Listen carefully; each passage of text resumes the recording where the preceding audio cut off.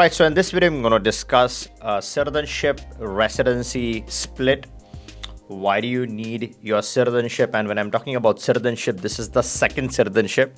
Obviously, you come from some country. You're already a citizen of a country. So adding a second passport, and my channel is all about why you need a second passport. Absolutely not going to cover that.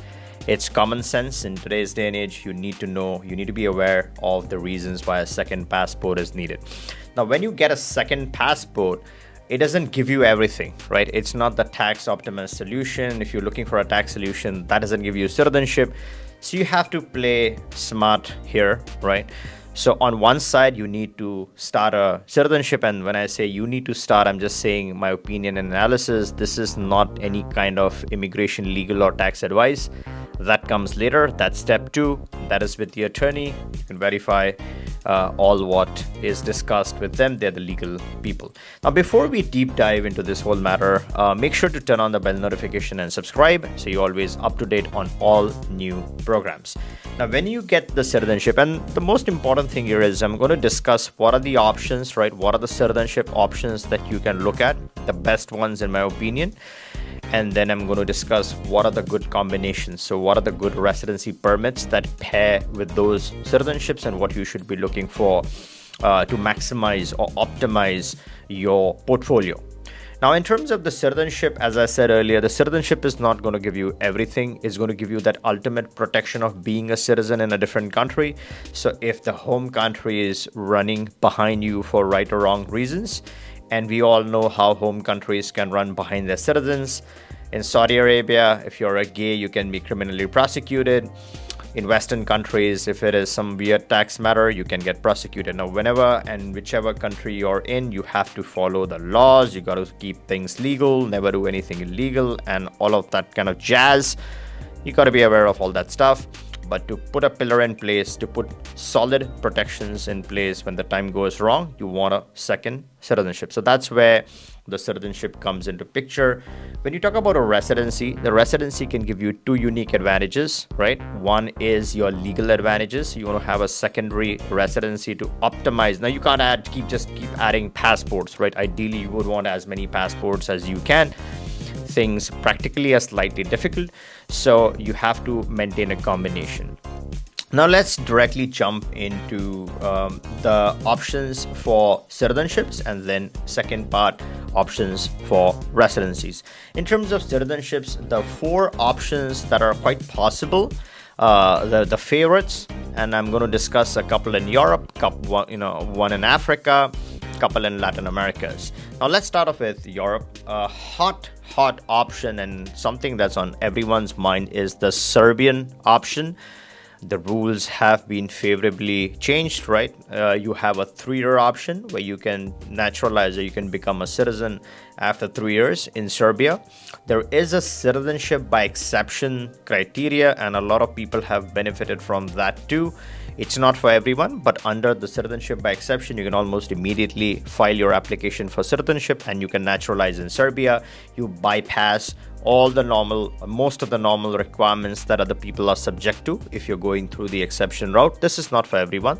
This is for someone special criteria. And I have covered this extensively as part of my Serbian video series. You can check out all the options that are available for Serbia. The second more normal option is the 3 years by residency. Let's say you establish a residency, just purchase any property, 25,000, 30,000, whichever area. Novi Sad is a very good area that I personally like. A lot of expats are eyeing that area. You establish a residency, and after 3 years, you can look at naturalizing in Serbia. Now, there are certain criteria that are required for this kind of citizenship as compared to citizenship by exception. So that's one. The second one is Estonia. Now, Estonia also has a similar feature, citizenship by exception feature. Again, not for everyone, but that really is an instant option. That is something you can check out. I have a very detailed video on that matter. You can check that on Estonia. There are 5 other options in Estonia to go through the normal residency route. In this route, you need 5 years of residency on permanent, and then you can apply for the Estonian citizenship. So those are the 2 interesting options in Europe. I'm not going to cover the typical golden visa options. They're pretty much busted, and on top of that, I don't see much value out of it other than just diversifying your capital in those countries. So the Greece, Portugal, I'm not going to talk about those options, and those are not real citizenship options unless you actually go and reside in those countries. Now, let's move on to Latin Americas, right? A couple of really, really interesting ones. One is obvious, you know what I'm going to say. It's going to be Mexico, as always. That's the hot top favorite in Latin Americas. The reason why it's so important is because it's flexible. Almost whoever is watching my channel qualifies for the Mexican option, the residency, which then leads to citizenship with the minimum physical presence. Now, I've covered Mexico extensively. I keep covering this on every alternate video, the importance and different insights and information on the Mexican option, so you can watch those videos. But in a nutshell, I think this is it is the strongest passports, one of that you can find. It beats the US and Canadian options in my opinion, and I say that because you have NAFTA, you have APEC privileges, online applications. You add that to the Mexican passport, it becomes much stronger than any other passport that you can find. That's one option. The second option in Latin America is Dominican Republic. I think this is a low-hanging fruit, pretty interesting if you're looking for that citizenship.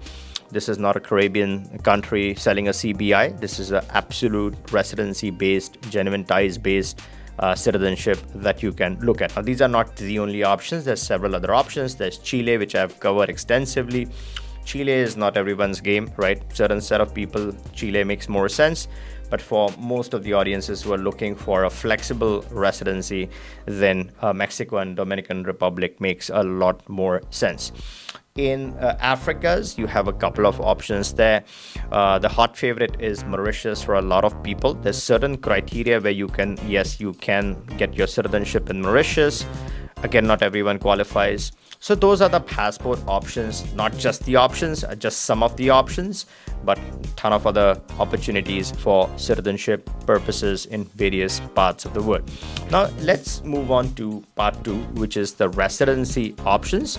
I think in terms of residency, I'm going to cover a few here. One is Paraguay, and I would also say Mauritius. So let's say you're not doing the citizenship in Mauritius, you want to have a tax optimized residency. Let's say you're doing a Mexican passport or a Mexican citizenship. You want to pair that with a tax optimized residency, which also doubles up as a legal benefit, right? You have a legal jurisdiction where you can optimize your lawsuits, right? You're filing a lawsuit, you're facing a lawsuit. You can play this smartly in either of these two countries. In Paraguay, it's a straightforward residency. The qualifying criteria are minimalistic, right? All you got to do is get your personal documents, go and apply for temporary. Before, in Paraguay, there was a separate process where you deposited $5,000 in your bank account and then you could qualify for the residency. Now they have made it very, very simple with the temporary residency. That does not apply anymore. Almost anyone can apply for the Paraguayan temporary residency. As I said, legal, tax optimized solutions. You can always pair that with your passport option as you plan your future. Mauritius, on the other hand, is one of the best for taxation purposes. In here, you're talking about $1,000 of application fees, and there are 3 criteria. I have covered Mauritius extensively. I'm not going to repeat myself here. But opening up a business, if you're over 50, or if you're purchasing a property in Mauritius, again, qualifying criteria apply. You can qualify for this residency. You can eventually convert this into citizenship if you like in future. It's completely up to you. It's a beautiful, safe, great location to spend time. Also, Dominican Republic is a great place to spend time and enjoy your life, right? You can retire over there. Now, these are the 2 residency permits. There's Ecuador, which again could lead to citizenship, but that's after a substantial presence in the country.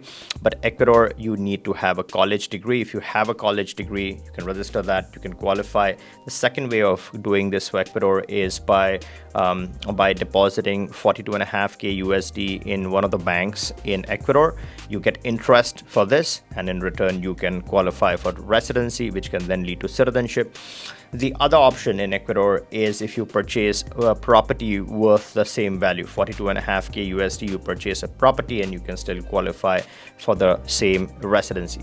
Gulf residencies also exist. You're looking at 200k in investment in the Gulf approximately, and you can pick up multiple residencies in that Gulf region.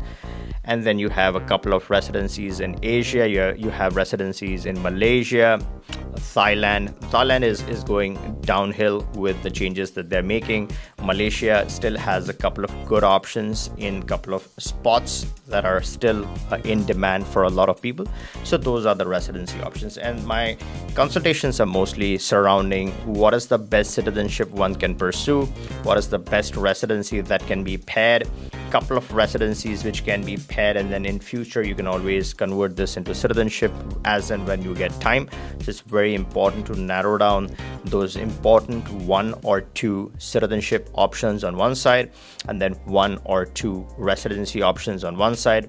Then you have a solid portfolio that you're working with. Eventually in 3 to 4 to 5 years time frame, this whole strategy that you're building now materializes, and then you are in a solid bulletproof situation with just the way in which the world is functioning, the conflicts and the issues that are surrounding different regions, countries, the wars and whatnot.